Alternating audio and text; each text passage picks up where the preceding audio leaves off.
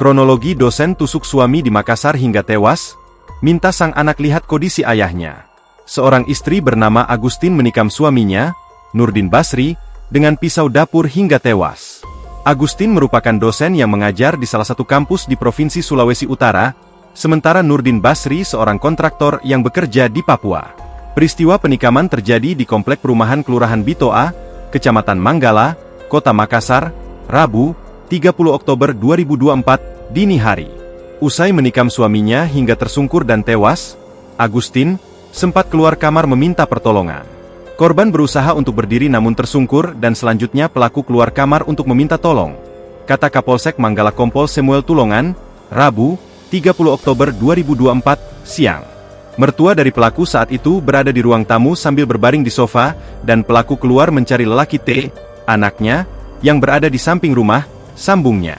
Setelah itu, pelaku meminta T melihat kondisi ayahnya yang sudah tersungkur dalam kamar. "Coba kau lihat bapakmu di dalam kamar," ucap Samuel menirukan perkataan Agustin ke anaknya T.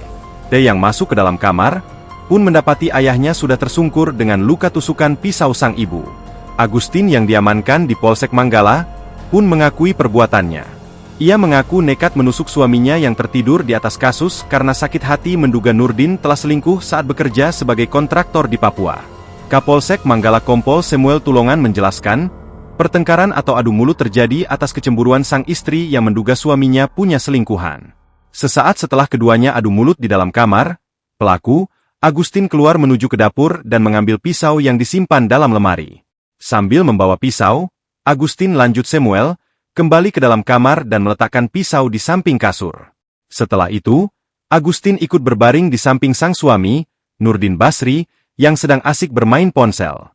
Korban, Nurdin, kata Samuel sempat melawan dengan memeluk Agustin yang masih memegang pisau. Namun, pelukan Nurdin ke istrinya yang gelap mata itu, justru membuat terkena tusukan pisau ketiga kalinya. Akibatnya, Nurdin tersungkur dan nyawanya tidak tertolong lagi saat hendak dibawa ke RS Hermina.